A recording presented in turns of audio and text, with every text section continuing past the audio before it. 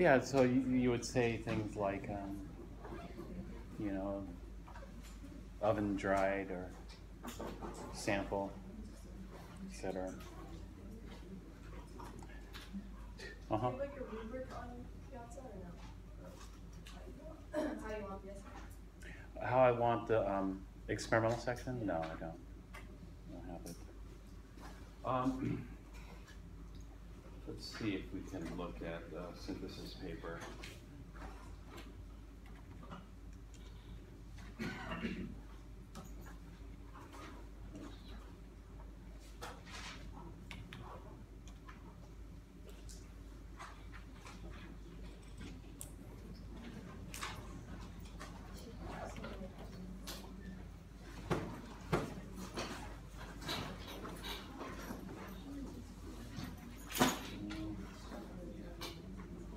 See if we have a full paper.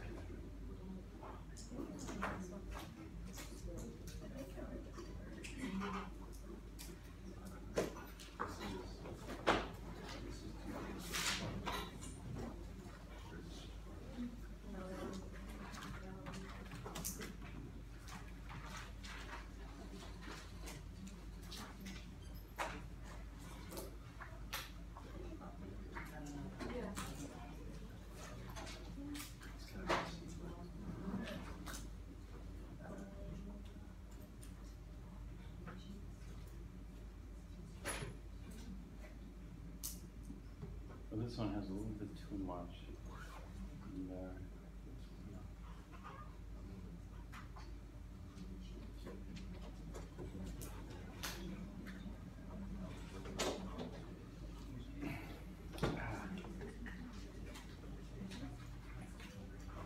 Well, basically all you're doing, it should be pretty straightforward. All you're doing is you're describing what you did. You know, you weighed out, you know, so you got a white unknown, you dried it in desiccator for how long, right? Then you weighed them, and then you dissolved them. How much water did you dissolve it in? What did it look like? Did it dissolve readily? You know, these things should all be answered in the experimental section. I don't have a good one here. So you just want the experimental section? No, just the experimental section, that's all I asked for this one. If you have more than the experimental section, turn it in. Take a look at it. Right? Unfortunately, most of these don't have it. I don't want to spend too much time looking through this. You know, this is why it's a rough draft. If this were a graded thing, then yeah, I'll tell you. But I just want to see if you're on track or not. Turn something in. I mean, that is part of the grade. You have to turn in a rough draft. Also, what else is due? Is anything else due? Yeah, experiment 14 is due. It's because it's been a week for experiment 14, so you complete that and turn that in.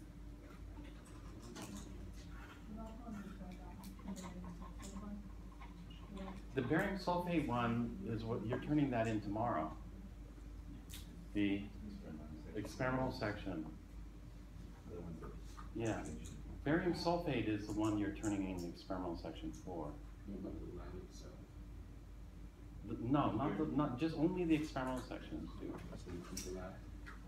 You mean the report sheet on that you aren't turning in. I don't want that report sheet. I want the report sheet for experiment 14, but I don't want the report sheet for the barium sulfate, or the sulfate. It's not barium sulfate, it's the sulfate analysis lab. Do you know why? Somebody remind me why. Yeah, you're going to turn in formal report will be much better than that sheet. So the formal report will describe everything in much greater detail. If you look at that report sheet, the report sheet is calculations alone. The calculations are easy for that lab. I want a little bit more in the formal report. The formal report just consists of the calculations. You just turn in one page. Not even one page, half a page. And so you could look at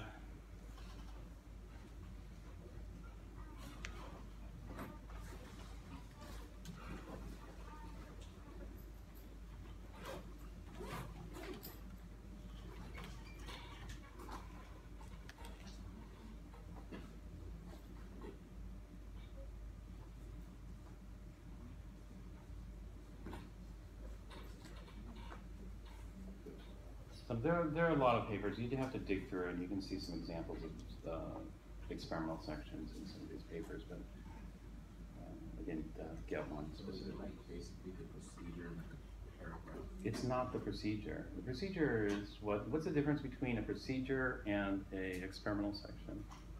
Procedure, I don't want to see a procedure. If I see a procedure, then don't waste your time turning a procedure. Because the difference between a procedure and an experimental section is what? Past tense. Yes, good, you remember. Past tense. Past tense versus, well, what's in past tense, the procedure or the experimental section? Yeah. Procedure is, procedure is what you're supposed, this is a written set of instructions. I don't want a written in sort of, although, I'm sure come tomorrow somebody's going to give me a written set of instructions, because it always happens every semester. Well, I don't want it. So if I see a written set of instructions, don't even bother reading it. Basically, just give it back to me. Usually I write past tense. Just make sure it's in past tense. And it should be easy because you're just describing. You don't have to tell me anything about the theory of what's happening. You're just describing what happened. Colors, changes, amounts, times, this type of stuff. And so, I thought we'll start off with the easiest. A lot of people find the experimental section the easiest part of the lab to write because they've already done it. And so that's why we're starting off with the experimental section. Anyway, I don't want to spend any more time talking about it. Just turn in what you have. It's just a rough draft. The experiment 14 is not a rough draft. And I think some people, and I didn't explain this, but some people have it backwards. Your lab notebook can be a mess, but the report sheets that you turn in should be nice and clean. And so, a lot of people are rewriting their notebook, but what are they rewriting it from? They're rewriting it from the report sheet because they collected all their data on the report sheet, made a mess of it, and made sure their notebook was nice and neat because I'm not grading the notebook. I'm grading the report sheet. If your report sheet's a mess because you collected all your original data and it has all the mistakes, then it's going to be a bad reflection of that particular report. And so you want to make all the mistakes in the notebook and then write them or rewrite them or write them once on the report sheet. So the report sheet is you're trying to make an impression, a favorable impression. And so that's the one that should be nice and neat. And so don't worry about making a mess of your lab notebook. Everybody's lab notebook is a mess. If you go and look in a research lab and look at somebody's lab notebook, it's a mess. Spills on it, just all kinds of.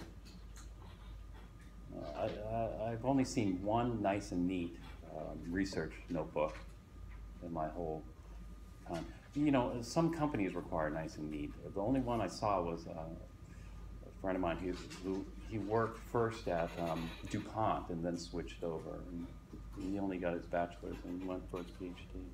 His notebook was nice and neat. Anyway, you don't have to worry about that. Okay, something is wrong with Piazza. I'm just going to show something else. I'll show it another time. And so the reactions that we were looking at, in no particular order, we had redox, we had acid-base. What kinds of acid-base did we have?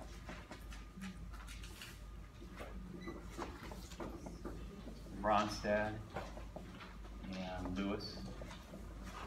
We're not going to consider Arrhenius, right? No. The reason I don't consider Arrhenius is because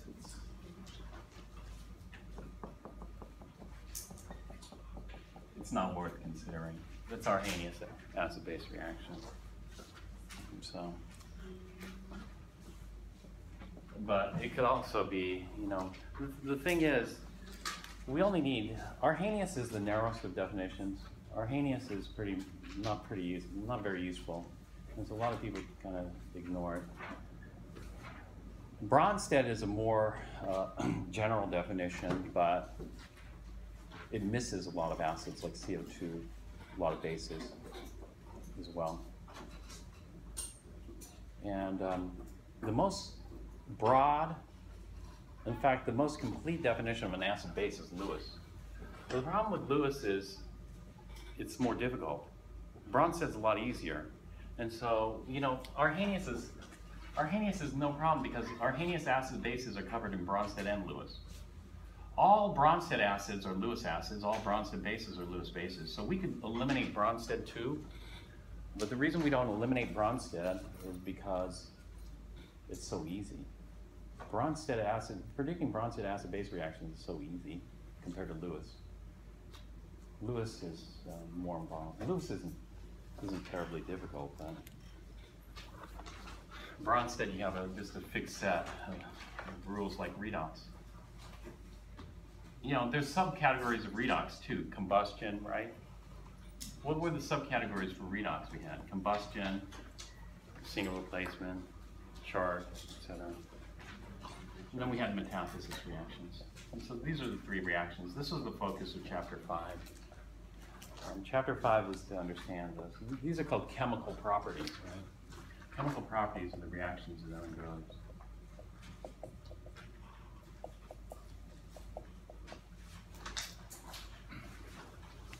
And so this is simple. Let's see if we can apply something like this.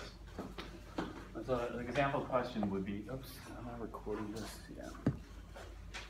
What are the chemical properties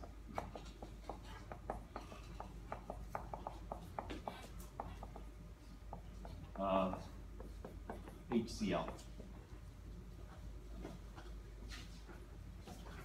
So what are the chemical properties of HCl? Someone want to start off? It's working.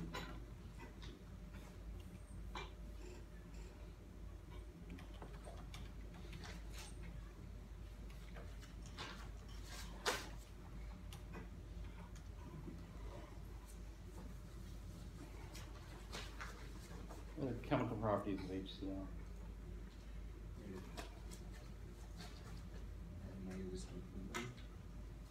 Well, is that a chemical property or a physical property?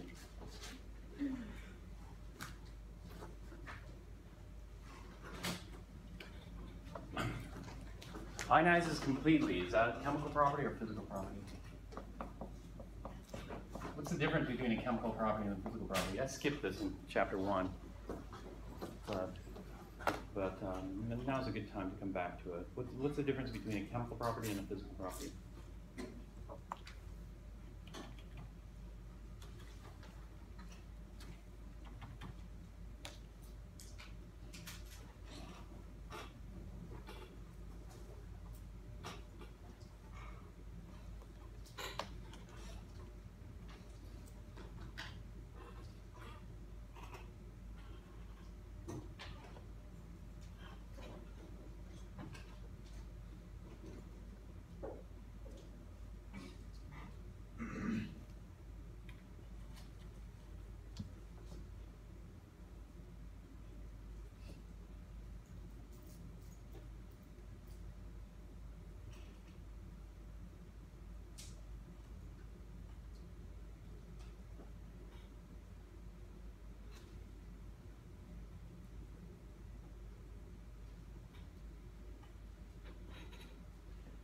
If we know the definition, then this question would be very easy.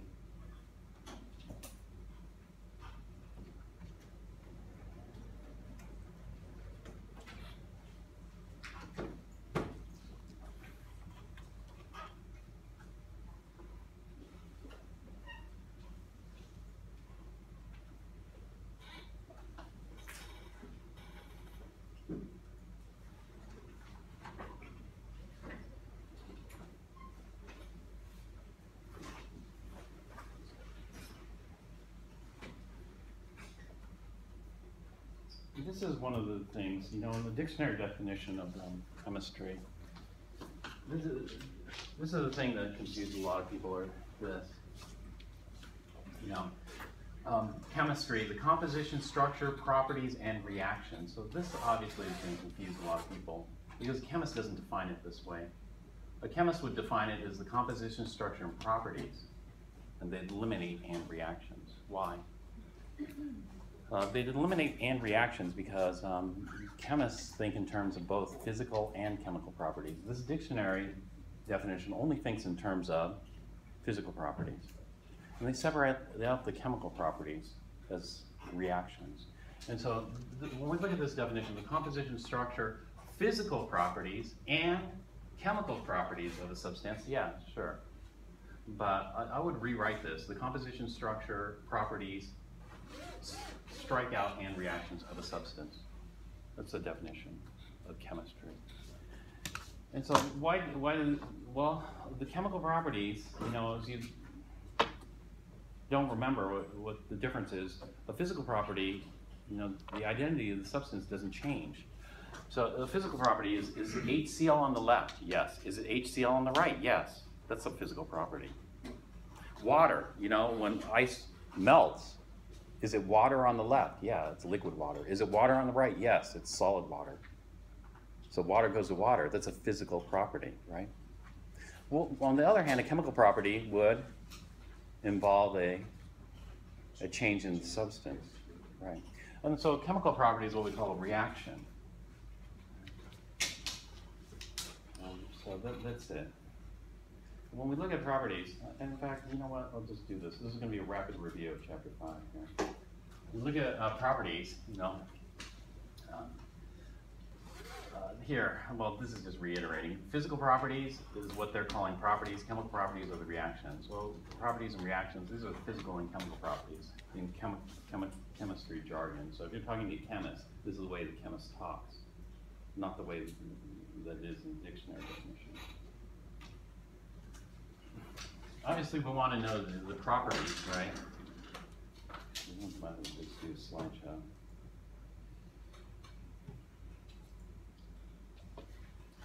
We want to know the property because we can correlate these properties with composition and structure. And that way we don't have to memorize everything. I told you that chemistry is two-pronged in its approach.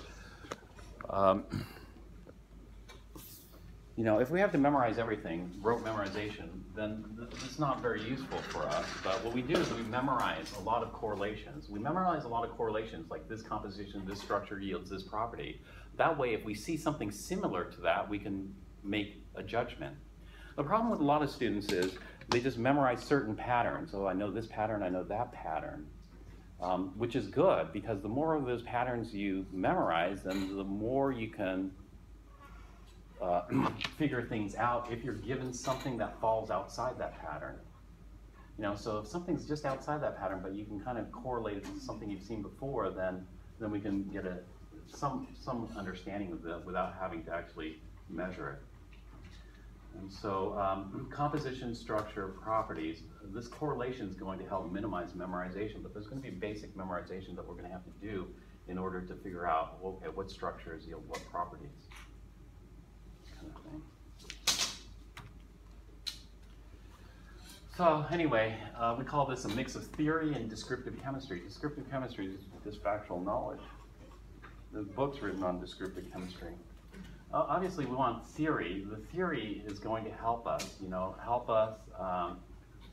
predict, right, things. Oh, and the descriptive chemistry, the facts, well, you know, not everything can be predicted by theory. So, for example, is HCl a gas, liquid, or solid at room temperature?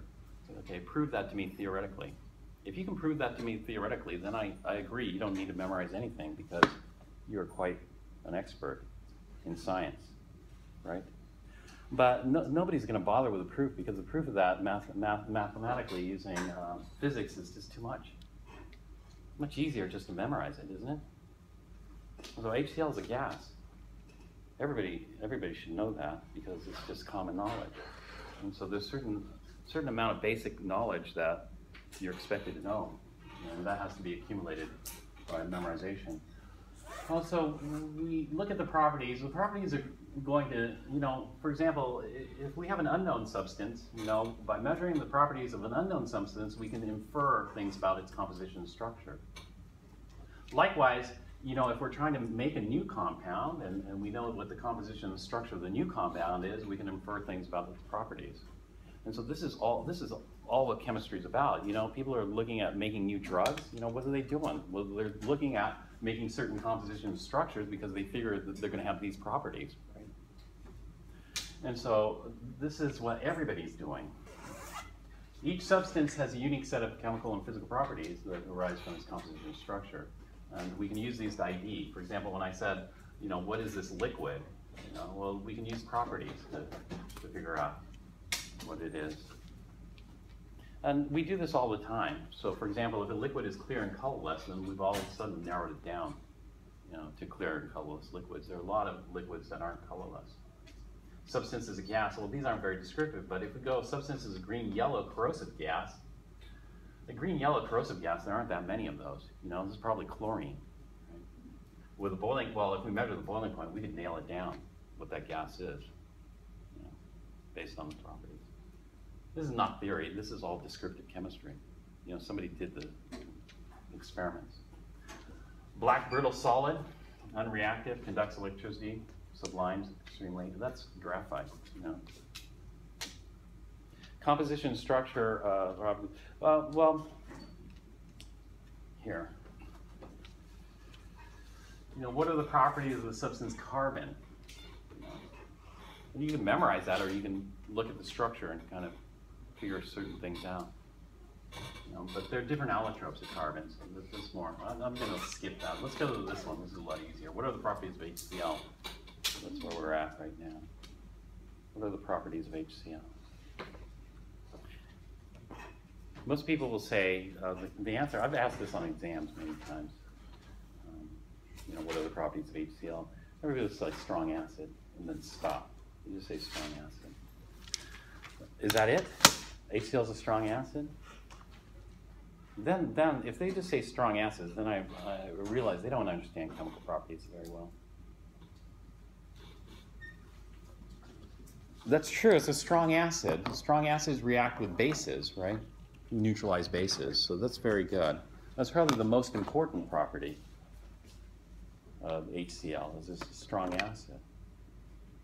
But what if you reacted with something that's not a base? What if you reacted with a metal? Will it react?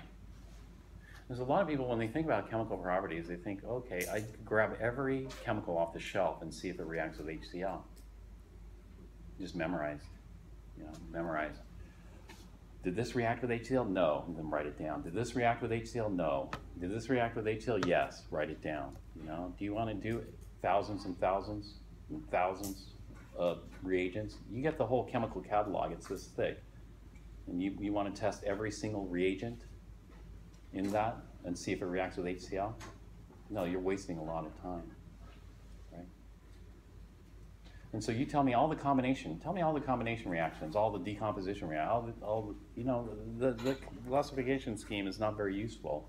And so what a practicing chemist will have a much more useful way of describing chemical properties. A much more useful way of describing chemical properties is in terms of redox, acid-base, and metathesis. Physical properties, yeah, the physical properties, you just have a list, We know boiling point, melting point, etc. That's easy. Chemical properties, do we have a list? Oh yes, we have a list. We can test it. First, we try to combine HCl with everything. Decompose it to whatever. Acid base, single replacement, double replacement, combustion, and the list goes on. But, that's a lot. That's like testing every single chemical. It's not very practical. Problems with this list is it's not comprehensive. For example, if you're given this equation, HCl with HNO3 with gold, that the Chem4 list does that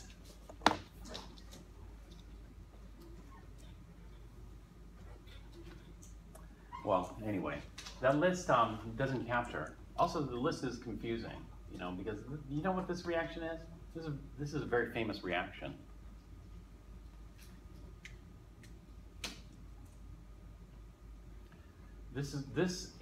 A combination of HCl and HNO3 in certain ratios called aqua regia. Aqua regia means royal water or gold water or something like that.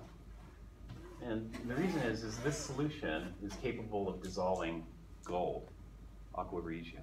And so it's a very famous reaction here. But what kind of reaction is that? Is that a combination, decomposition, acid-base, neutralization? It's not on your list. And so this is why we have this list. But this list is very simple. It also is confusing because you look at the first reaction. The first reaction is what we call a redox combination. The second reaction is what we call acid-base combination reaction. And so they have different driving forces. They behave differently. It's not very good. And so this is the alternate, the three methods. This is a quick review. Metathesis, acid-base, redox.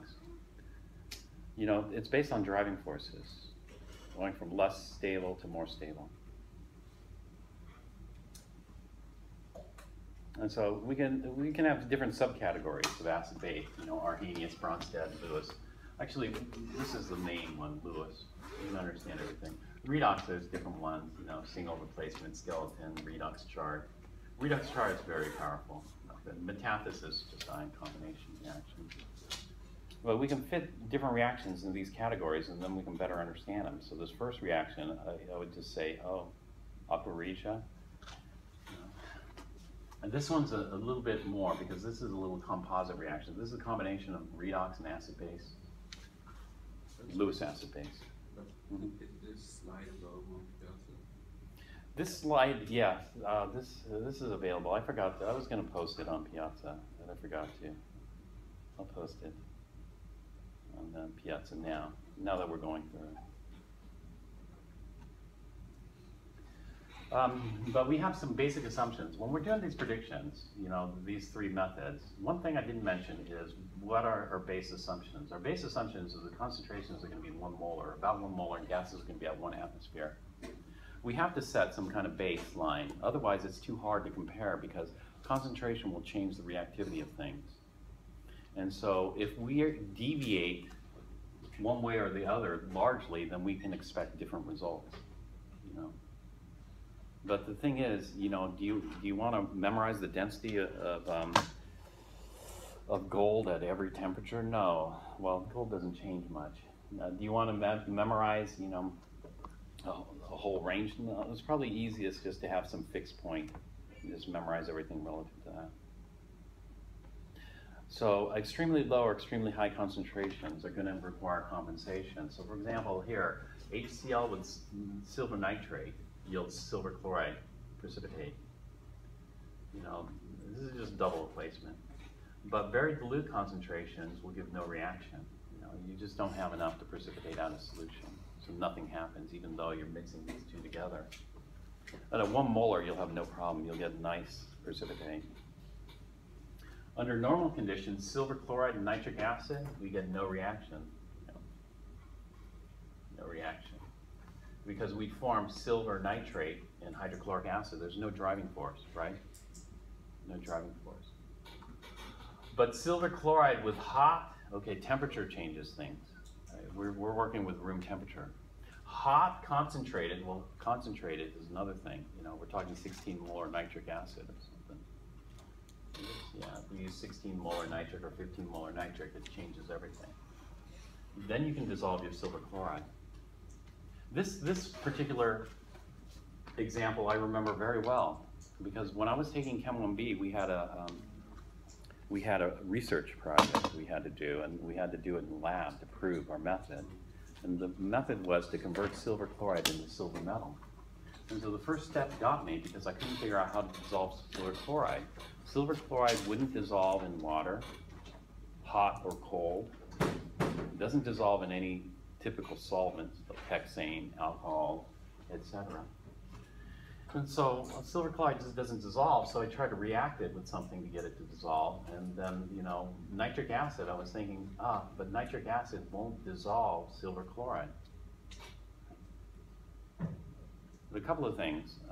Number one, nitric acid is not a normal acid. but I thought of it as a normal acid like HCl. Nitric acid is what we call a oxidizing acid, so it behaves differently. Anyway, the products here are a little bit more complicated because we get silver nitrate plus redox products. So I oversimplified this here. But we can generate silver nitrate this way. We get some other stuff. Here, you know, lead-2 nitrate plus sodium hydroxide should yield a precipitate. But if we add excess sodium hydroxide, that precipitate actually dissolves, you know. And so the stoichiometric amount of sodium hydroxide, we get lead-2 chloride. Oh, this is wrong, shoot, I forgot to fix it. Each year, I forget to fix this. So the next year, we don't form lead-2 chloride, we form lead-2 hydroxide. And so here, if we add excess sodium hydroxide, we don't form lead-2, we form this weird ion here with 3 hydroxides. This thing's called trihydroxyplumate ion, which is a very strange species. This is called a complex. Complexes are very common in biochemistry and industrial chemistry. But we haven't seen these. You'll see these in Chem 1B. This is an example of an acid-base, Lewis acid-base reaction. Okay, number 2, we're looking at something called the thermodynamic driving force. You know, thermodynamics, what's the driving force? The driving force is going from less stable to more stable. We call that thermodynamic stability. You know, the stability of the bonds, this kind of stuff. More stronger bonds here is good, right? Forming more stronger bonds. But how do we get that? Well, in order for a reaction to take place, you know, typically we're forming new substances. In forming new substances, the old bonds have to break and the new bonds form, right? How hard is it to break the old bonds? Sometimes it's terribly difficult to break the old bonds. And so even though we have the potential to form stronger bonds, it just doesn't happen because it's too hard to break the original bonds. And so there's something here called kinetics. And so when we try to understand a reaction, we have to understand it both kinetically and thermodynamically. All we're doing is we're looking at the thermodynamics.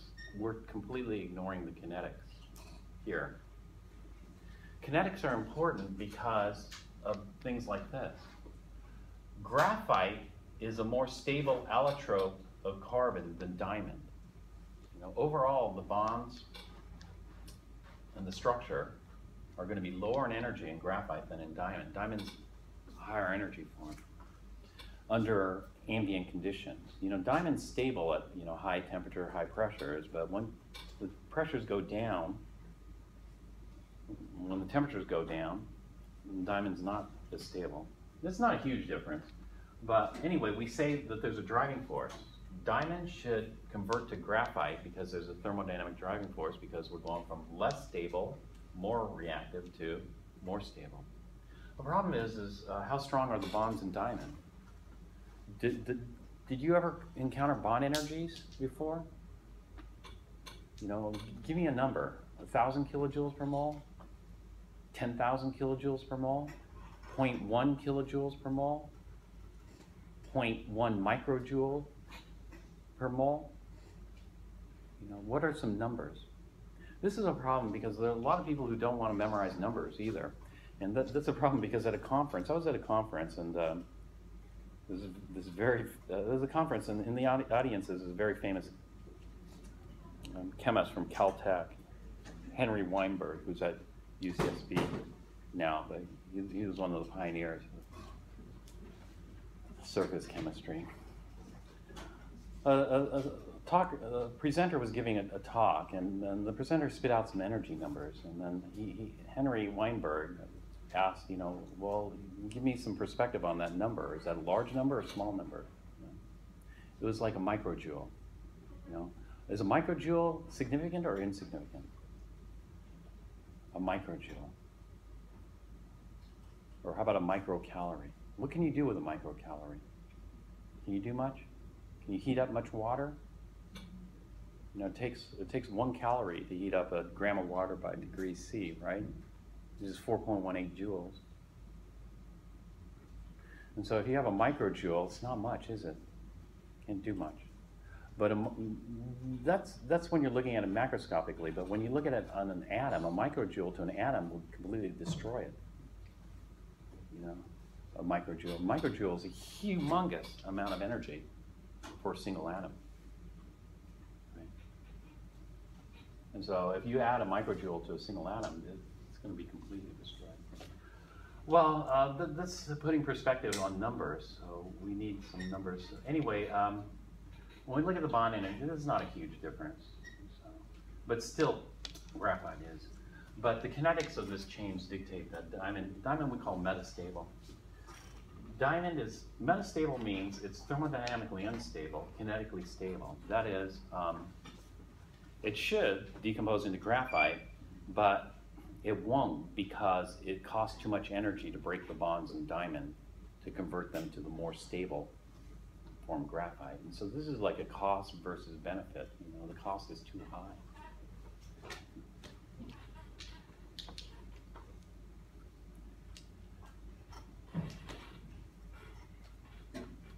So let's go on now and complete this question here. Well, is this a chemical or physical property? Physical. But if you answered chemical, you wouldn't be wrong. You wouldn't be wrong because does H plus exist? No. In fact, I told you, do bases ionize or do bases hydrolyze? You have a choice. Do bases ionize or do bases hydrolyze? Bases hydrolyze. They do not ionize, right? That's something you should have gotten from the last lecture. And if it wasn't drilled into your memory, then you know you need to do more work drilling that. Bases hydrolyze. Acids hydrolyze too. This reaction is not correct, but I'm not going to make you write the hydrolysis reaction because in Chem 1A it's not necessary. In Chem 1B you will be writing hydrolysis reactions instead of ionization reactions for acids and bases. Okay? But you should be, you know, this is like, you should be ambidextrous in that sense. You should be able to do both ways easily. You don't just fix on one way and just be good at doing that one way. You have to be able to interconvert because it's done both ways. And so, you know, is this a chemical or physical? Well, this is debatable because, you know, there was a chemical reaction that happened. The chemical reaction was that the proton here is going to react with water to form hydronium. That's an acid-base reaction. But still, it's HCl. It's HCl on the left and it's HCl on the right, so it could be physical as well. You know, this is one of those ones. It's weird.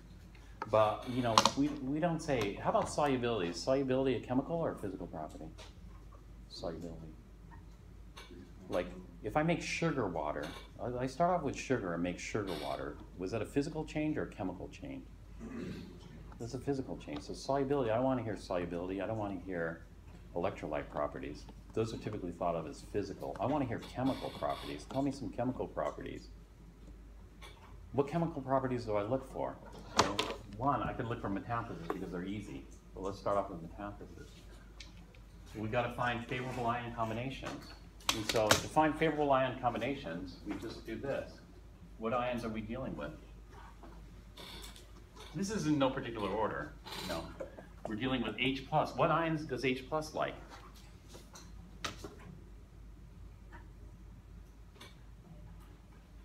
Yeah. Well, not just any anions, but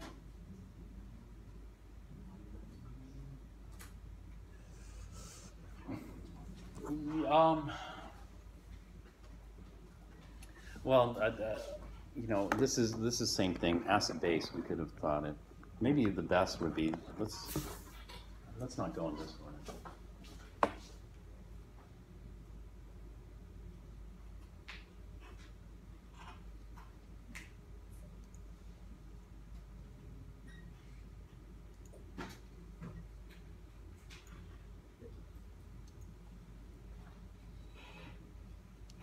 Acid base.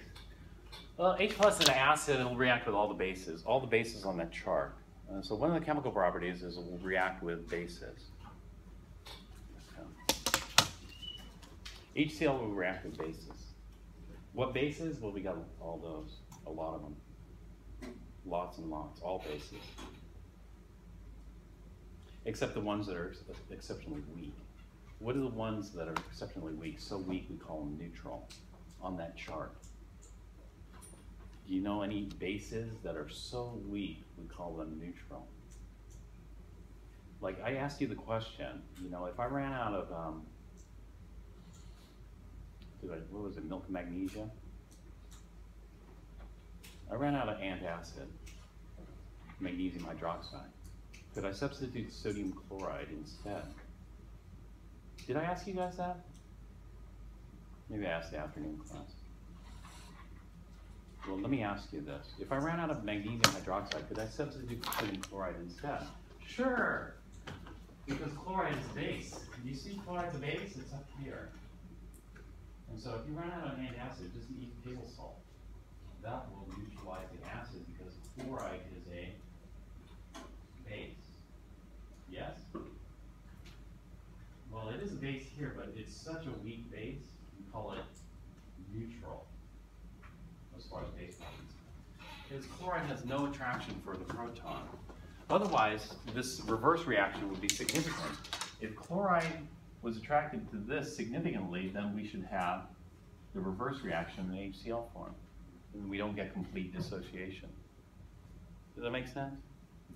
And so chloride we don't really consider very basic. And so H plus will react with, you know, all the bases.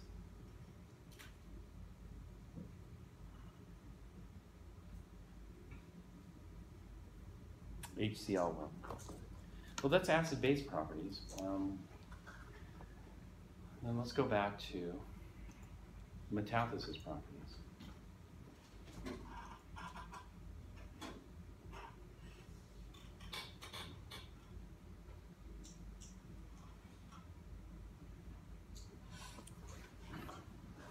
H plus, what anions does it like? It likes all those anions up there on the chart, on the base chart, and react with those. So for example, phosphate ion, react with it to form hydrogen phosphate. Hydroxide ion, and react with that to form H2O. Sulfide ion, react with that to form hydrogen sulfide, etc. You can see all the reactions up on the chart, going backwards. What about chloride? What ions does chloride like?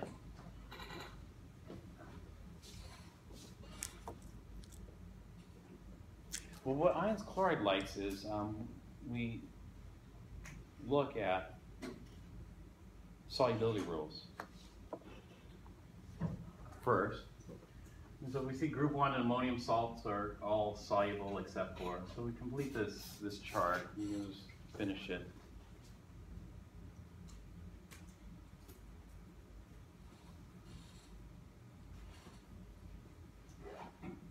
On your own. The next one is chlorides, bromides, and iodides. Chlorides, bromides, and well, actually, the next one is nitrates and acetates. Nitrates and acetates are all soluble. Chlorides, bromides, and iodides are all soluble except for silver, lead, and mercury. And so, chloride reacts with silver ions,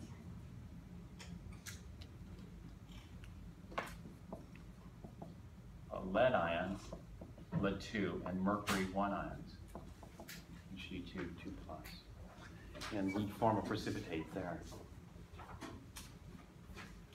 Okay, any other ions? Chloride will react with no. So that's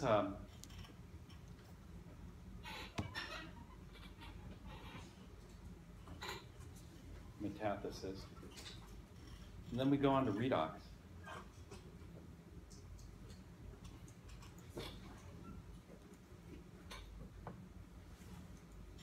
I'll post these later. And how should we do redox? Well, you know, what were the types of redox that we encountered? We encountered single replacement, combustion, Chart method, potential. The potential diagrams is a little bit more complicated. Usually skip this for Chem 1A. I don't talk about this at all. And skeleton redox. I use this PowerPoint for both Chem 1A and Chem 1B sometimes. Well, usually, if I'm interested in the redox properties, I just look, H plus, you know, does H plus occur on the redox chart? So I go down and I'll take a look. Well, here is H plus, it occurs on the redox chart.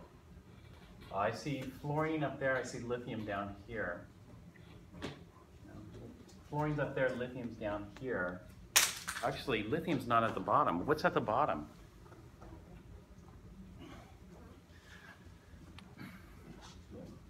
Looks like down here, H2 and hydroxide. So I must be wrong. I don't know if you guys can see that very well. Let's blow this up. Actually, I can't blow it up. H2 and hydroxide. So a lot of people, they look at these charts and they look at them for the first time and it's confusing.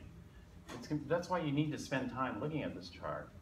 That means hydrogen and hydroxide must be the strongest. What? Here's lithium. Here's hydrogen and hydroxide. Hydrogen and hydroxide must be the strongest. What do we call lithium? Lithium is called the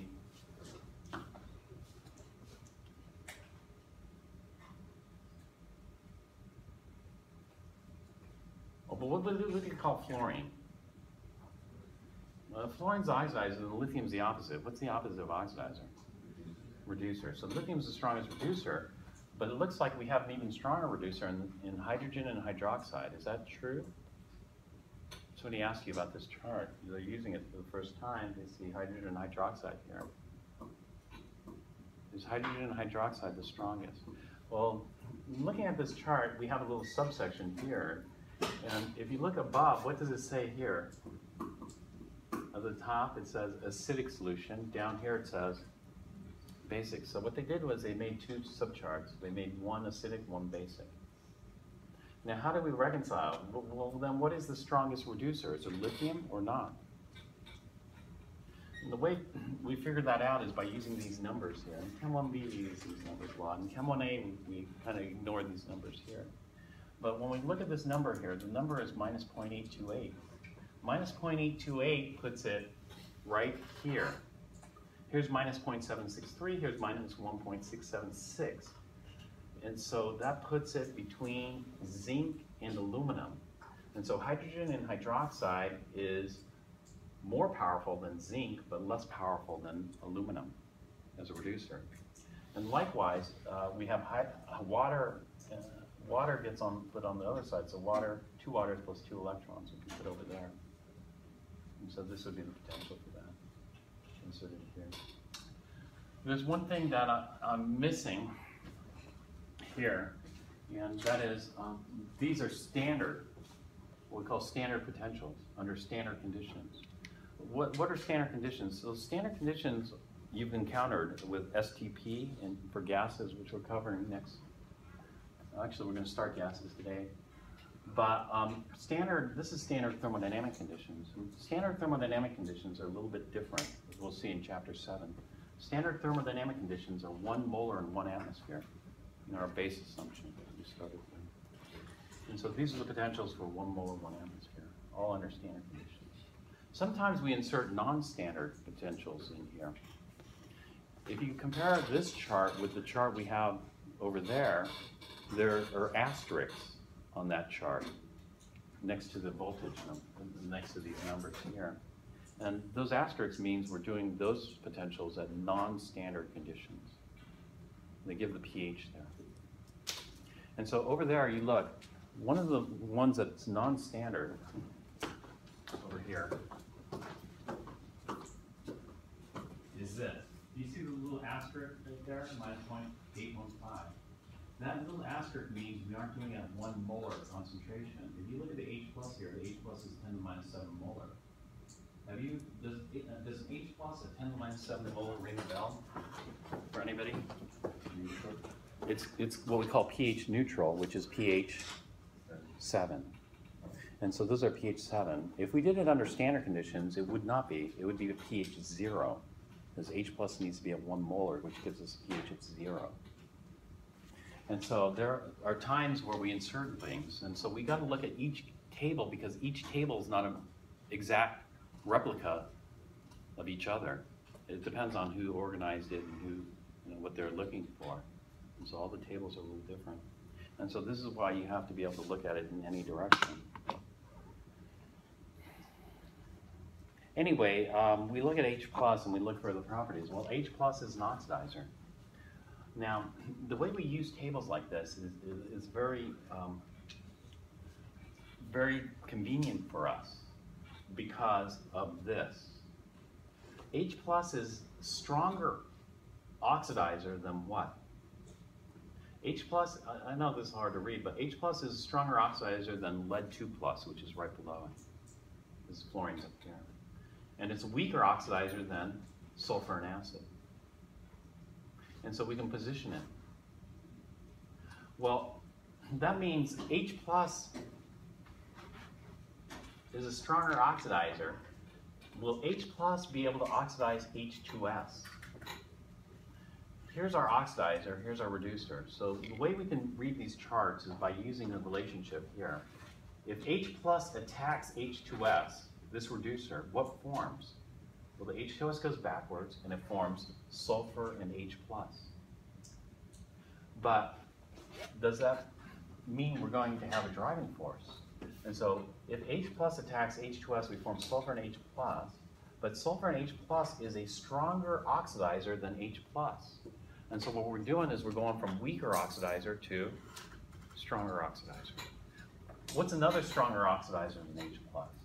Another stronger oxidizer than H plus is something like copper 2 plus up here, right? In fact, all these, you see, all these oxidizers above H plus, all the way to fluorine, are stronger. And so let's take H plus. Here's our oxidizer. We oxidize copper metal. Our oxidizer reacts with copper metal, and copper metal is forced to go backwards to form copper 2 plus. So we're going from H plus to copper 2 plus. Is that favorable? No, because we're going from weaker oxidizer to stronger oxidizer. And so this is the trick to using the table. And the trick to using the table is rapidly we can see everything that H plus will react with on the table.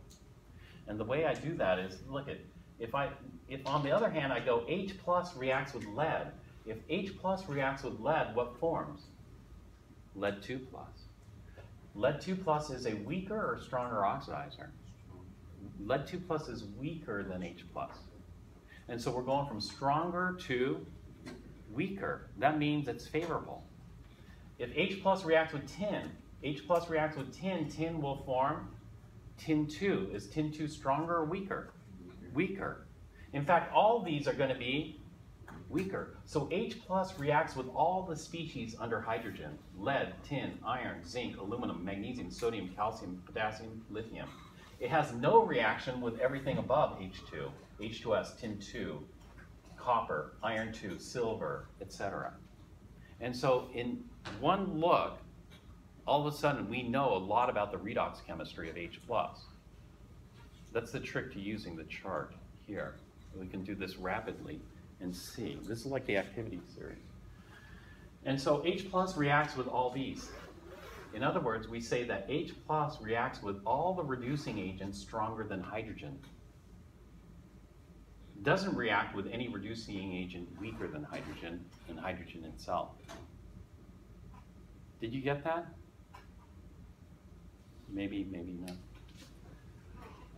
Okay, that's H plus. So as an oxidizer, H plus will react with all these reducing agents. Okay. That's all we see H plus. There's no other single H plus in here. All right, the next thing we'll do is we'll look for chloride. And so I look for chloride, and I find chloride in only one place, right here. And so using the chart, tell me everything that will react with chloride and everything that won't react with chloride.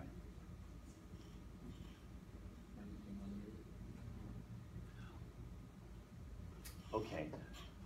Well, let me ask you this. Will chlorine react with chloride? Chlorine react with chloride. And chlorine and chloride is the same thing, right? So chlorine, is it strong enough? Not really. And so what did you say, Stanley? You said everything, what? On top, yeah. Everything on top. Anything stronger than chlorine will react. What's stronger than chlorine? Lead-4 oxide. Lead-4 oxide reacts with chloride to form chlorine. So we're going from stronger oxidizer, lead-4, to weaker oxidizer, chlorine. Permanganate and acid. Permanganate and acid will react with chloride to form chlorine. So we're going from stronger oxidizer, permanganate and acid, to weaker oxidizer, chlorine. Fluorine. Fluorine will react with chloride to produce chlorine. So what's stronger, fluorine or chlorine? Fluorine. So stronger to weaker. Will oxygen and acid react with chloride? No, because if oxygen and acid reacts with chloride, we're going to form chlorine. Well, chlorine is a stronger oxidizer than oxygen and acid. And so we're going from weaker to stronger. Now, how do you get this? How you get this is somebody doesn't just tell you. You know, if you're learning that way, you're expecting somebody to tell you and automatically something clicks in your brain. No, that doesn't work. You have to sit here and work the table yourself until you get it down. You know, however long that takes. I don't care how long it takes. You need to get it down. A week, a month, you know. Hopefully not more than 2 months, or how long is this course? 3 months. You know, at least learn it by the final. Next exam, you should know for sure, because if we're talking about the chemical properties of chloride, we say, you know, at least on this chart, they're more comprehensive charts. Lead-4 oxide and acid will react, permanganate and acid, hydrogen peroxide and acid. This is a very unusual ion, S2O8, 2-. What's so unusual about this ion, S2O8? You don't have to name it, you know, but it's a very weird ion. Why? S2O8, 2-. It's not very common, and so I don't know why they put it on here. I think they put it on here so you could see some variety. So, somebody tell me what's unusual about that.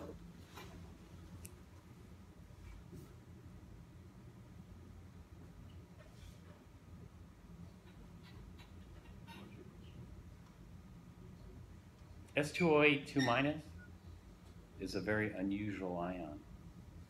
What's unusual about it? A lot of sulfur, what do they call it?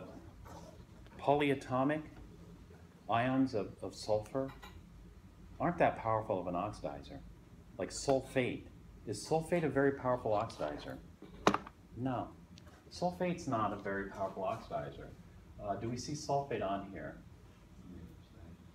Here it is. Is sulfate all that, well, it's better than H+, but is that all that powerful? No. Sulfate and acid is not, or sulfuric acid is not. But this polyatomic ion of sulfur is. What's the oxidation state of sulfur in sulfate?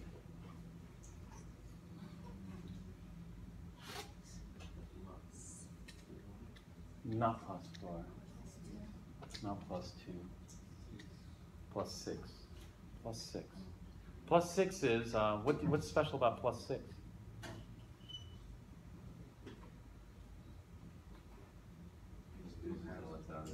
Yeah, it's lost all its valence electrons. So can it get more powerful than that? You wouldn't expect it. So you'd expect sulfate should be the max, right? Sulfate should be the strongest of the oxidizers for sulfur containing. But there's something much more powerful. What's much more powerful than sulfate? S2O8, 2-, which is number 3 on this chart. Why? And I don't know if it's a habit yet or not, but when you're asked a redox question, what's the first thing you do? Oxidation state. So has somebody even done the oxidation state for this yet? +7. What's weird about that? It lost one of its core electrons. This is a very unhappy ion. It's a very unhappy ion because it's lost a core electron. And so it's quite unstable. This stuff would be a very nasty chemical. Somebody made it apparently because they got sulfur in +7. It's a lot of these are unusual oxidation states. You know, are more exotic compounds. You know, people who work with very unstable compounds make exotic oxidation states. I tried to make when I was working at UCLA, I tried to make iron +4. You know iron +2, right? And iron +3. I just wanted to knock off one more D electron. It wasn't even a core. I guess Ds are technically core, but I tried to make iron +4. It's been made before, claimed to have been made before. I think I made it, but it died. Did I tell you the story about that? Iron +4 obviously is going to be extremely powerful oxidizer. You saw iron 3 in the thermite. Do you guys remember the thermite reaction? Iron 3 is a decent oxidizer. In fact, iron 3 is, where's iron 3 on the chart? Here. Iron 3 is a decent oxidizer. Here's nitric acid. Nitric acid is a pretty strong oxidizer, right? Well, iron 3 is right there. And so I had to make sure that there are no reducers in the air. And something like water, you know, iron +4 would immediately be killed by water. You know? Nitrogen's probably okay. Oxygen, maybe that's okay. But it would be better safe than sorry. So you do it in something called a dry box. And our dry box is filled with argon. Was filled with argon, which is pretty inert. Argon doesn't react with much anything. I'm not sure of one thing that reacts with neon. Neon's actually even less reactive. Xenon, there are some xenon compounds that form. Argon's highly unreactive. And so I did an argon, but I did this, you know, this is why I use fluorine, because in my experimental apparatus, what I did was I wanted extreme high pressures and high temperatures of fluorine. And so what I did was I liquefied the fluorine gas into form fluorine liquid. And then this is in a tube made out of highly unreactive alloy, Monel. So I did Monel, but Monel reacts with fluorine, but the good thing about Monel is it has a lot of nickel, so it forms nickel fluoride, nickel 2 fluoride on the inside surface, which is pretty inert too. And then liquefied the fluorine and then wrapped heating tape around it and heated to a high temperature, so I had a high pressure, high temperature liquid fluorine, which hopefully it wouldn't explode, because if it exploded it would have been very bad. Okay, after I let it react for a long time, then I killed off all the excess fluorine and then sucked out all the gas out of the tube and then sealed it. Brought the tube back, you know, from the reaction area, brought the tube back into the dry box. I couldn't do it in the dry box. If I could, it would have been better. And then I was trying to unscrew the cap of my reactor vessel, but it was welded on there. And so then, you know, I brought in a sledgehammer and a wrench into it. It's a hassle because there's an antechamber. You have to suck out all the air and backfill it with argon. You do it like 3 times so you don't get any air in the box. And so with a hammer and wrenches and pounding on it, it wouldn't break free. It was completely welded on there because the fluorine, I think the fluorine was eating into the threads. And so finally I gave up, and then there's a machine shop in the basement of the UCLA chemistry building. So I brought it down to the machine shop and put it in the vise, you know. And so what I was gonna do is I was just gonna break it loose. But, you know, just break it loose just by a millimeter or half a millimeter, and then bring it back up, right? Back into the dry box, and then open it there. Well, when I was breaking it loose, you know, it wouldn't come loose, and then bam, I hit it with a hammer, and it spun off, air got in. And so when I opened it, it was green, which I was just trying to redo somebody else's work, and they said they got a green compound, which consists of iron 4. We wanted to characterize it and make sure, you know, what's the proof that it's iron 4, right? And so you want to do some tests on it and stuff. But it quickly went from green to black, like that. And so disappointed, because that was like 6 months worth of work, just for that one experiment, you know. The fluorine is very nasty to work with, you know, leaks everywhere and other stuff. So getting the whole apparatus set up was tremendous. I wanted to continue it, but it was too late. I had to go. Anyway. So, what was I talking about? This again. So what reacts with chloride? All these. What doesn't react with chloride? All these. So we can see the redox properties. And so basically that's it. You know, what we do when we ask about the chemical properties of something like HCl is we look for metathesis. What ions? And so we look at each ion and then see. We don't put it in pattern. If you called metathesis double replacement, then we're always looking for an AB plus CD pattern. In metathesis, we just look for, I got this ion, what other ions would like to react with it, right? That's why we call it metathesis. In fact,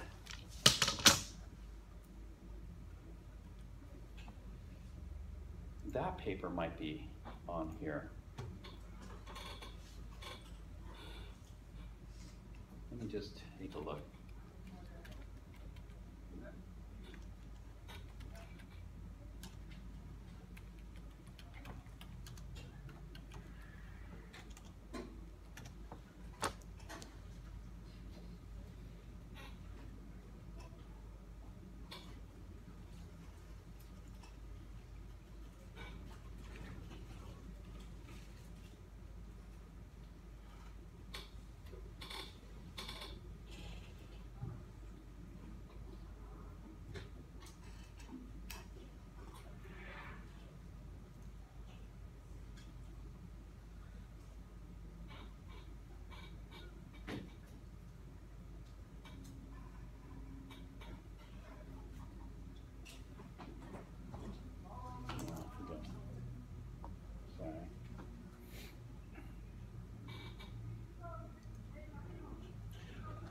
All right, then we look at redox, or it doesn't have to be in this order in the acid base. And then once we do that, are there any other types of reactions we should look for? No, that pretty much concludes all of them. And so that covers it. Except there are some other reactions that we don't include. Things like photochemical reactions. Photochemical or variations, free radical reactions that aren't there. And so I think I talked about some of those in here. You could go through this yourself. Let's see. So I'll post these on Piazza. All right, today I want to start the chapter 6, so that's pretty much it for chemical reactions. Good.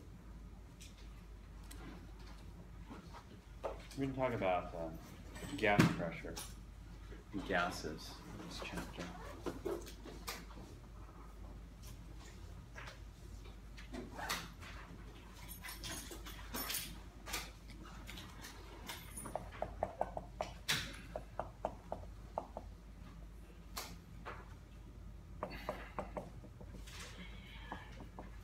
Pressure is basically some force, collisions over some area, force per area.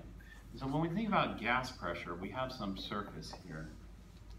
And then the gas is going to exert a pressure. Well, we know gases consist of particles, molecules, or atoms.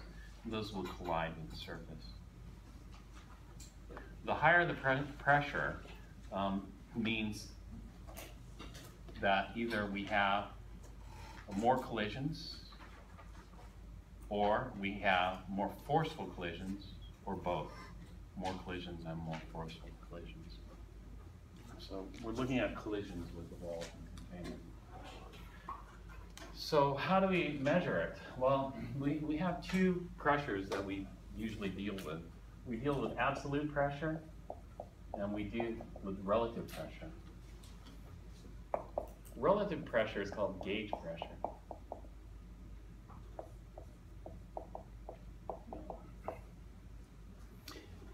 Absolute pressure, you know, if we have zero, let's say if we have 0 psi absolute, psi A, call it.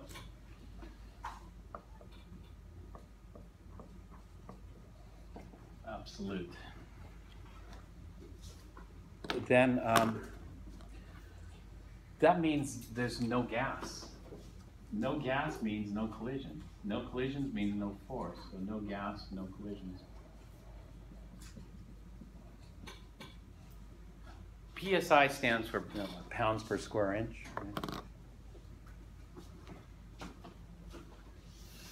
Right? If we have 0 psi G, G is, again, for gauge, then do we have gas? Actually, we have gas present. There's going to be collisions. But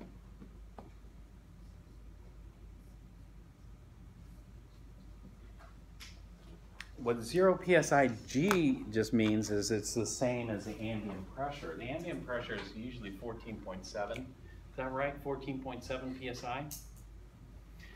And so 0 psi G equals 14.7 psia.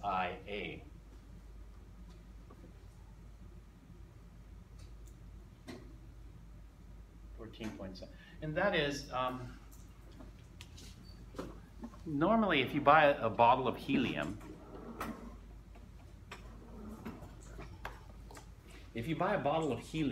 let's say you have a container of helium, and you have a little valve here, so you're filling your balloons. Pretty soon, the helium tank is going to go empty. But is the helium tank really empty when the helium stops flowing out? When your helium tank is empty, is the tank really empty? No, the tank is not empty. There's some helium left over inside. You could try to suck out the remaining helium. You know, people who work with gases know that you should never let a tank go to 0 psi G. Do you know why? If you ever let a tank of gas go to 0 psi G, you'll get charged extra. There's an extra charge. You know what the extra charge is for? If a tank goes to 0 psi G, that means the valve was left open to the air. And that means air could have diffused in and the gas could have diffused out. And so if I have a tank of helium here, I let the valve go to 0, I just leave the tank open. You know, there should be 0 pressure in the tank. It's not really 0 pressure because let's say I have this black gas in here. What's going to happen is that if the valve's open, then the purple gas is going to get in there and contaminate it. And since the black gas is in here, it's striking the walls. These collisions never stop. It's just that the gauge is reading 0 because it's the same as the ambient pressure. And so if I leave the valve open, then the purple gas gets in there, and then what the company has to do is they have to suck out all the gas using a vacuum pump, and then flush in black gas in here, suck it out, flush it in, suck it out, until they get rid of all the purple gas that's contaminated this. Because usually when you buy gas, it's pretty pure.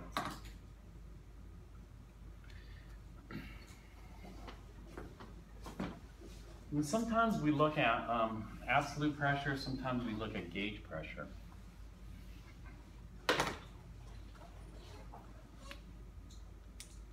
And so, is that clear enough?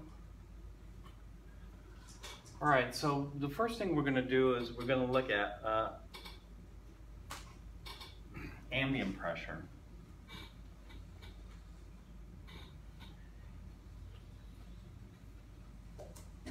And so normally when we think about pressure, you know, atmospheric pressure,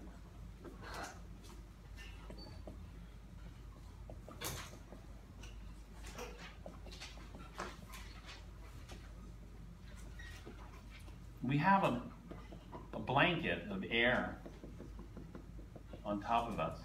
And this blanket of air thins out, you know, the higher and higher we go in terms of elevation. And so it's going to be thickest down here at sea level.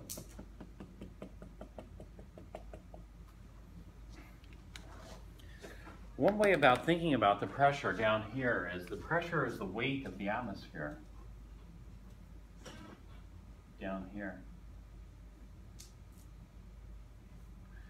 And so the atmospheric pressure, which is equal to the barometric pressure,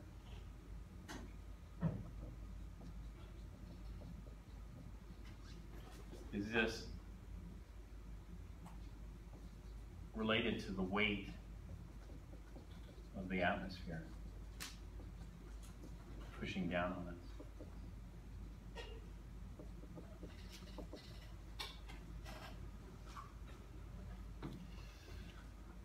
I guess the average weight, maybe at the equator of the atmosphere, is what we call 1 atmosphere of pressure,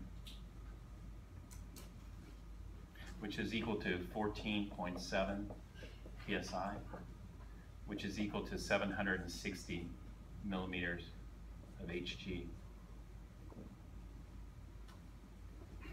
These aren't real physics units. The physics, we have, you know, a force, maybe in newtons per area, meter squared, Newton meter squared, something like that.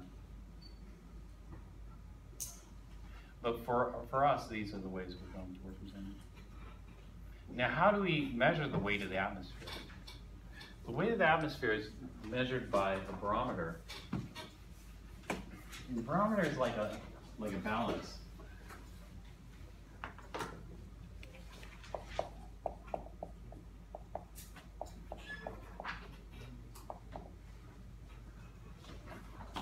And so it's just like a balance that sits down here. And so let's take a look at the barometer.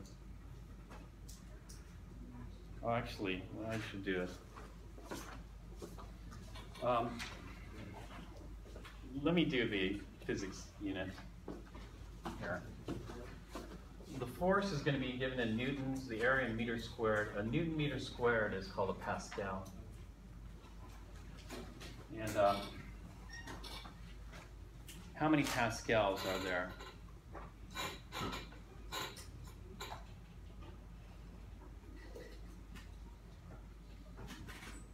This many pascals. 1.01325 times 10 to the 5th pascals. Oh, actually, kilograms per meter second squared. We'll talk more about this number in a little bit. But let's see how we weigh this. The way we weigh the atmosphere is this. The barometer has a tube in here. And this tube, there's no gas. There should be no gas. We have to make a correction here. And so what's going to happen is if there's no gas on the inside and there's no gas on the outside, so then the weights are equal. There's no gas here, there's no gas here. And so the levels are going to be the same. We call this a perfect vacuum. In a vacuum is just having less gas than ambient.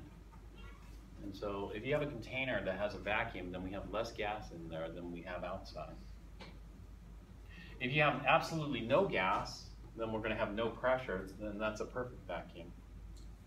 Okay, then what we're going to do is we're going to put gas on the outside, but no gas on the inside. And so here, we have this tube that's sitting upside down here. We put the air here, or the atmosphere. And so now we have the weight of the atmosphere pushing on the mercury outside the tube, but nothing to counter inside because there's no gas in here. There's still no gas in here. And so what this is going to do is an imbalance in weight. You start pushing on the outside, you're going to force the inside up. Like this. Still no gas here. And so what we end up doing is we have the weight of the atmosphere is going to equal the weight of this liquid here.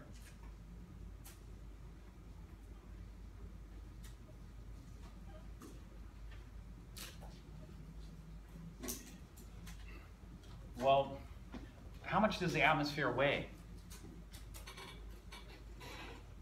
A lot, 14.7 pounds per square inch. That's a lot, right? 14.7 pounds per square inch. And so what we're going to have to do is, 14.7 pounds of water. 14.7 pounds of water would be how much water?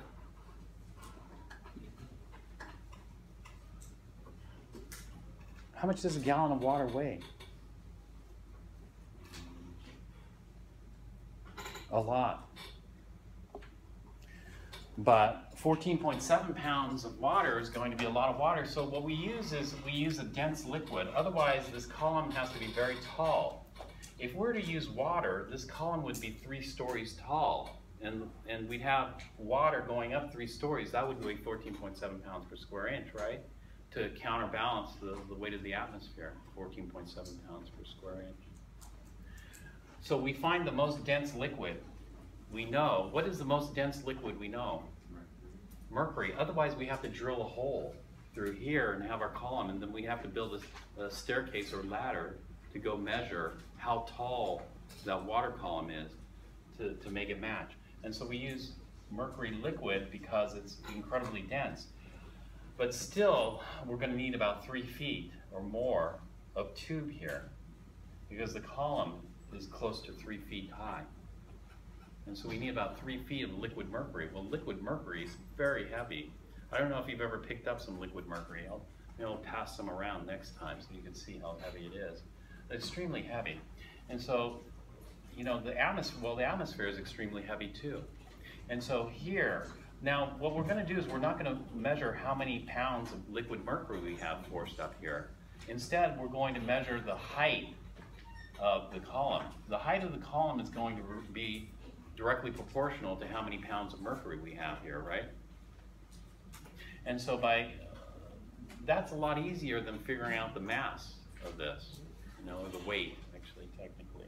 And so what we're going to do is we're going to look at the height of this liquid, and that height will be equivalent to our pressure, and that height is 760 millimeters of mercury. And so we'll talk more about gases.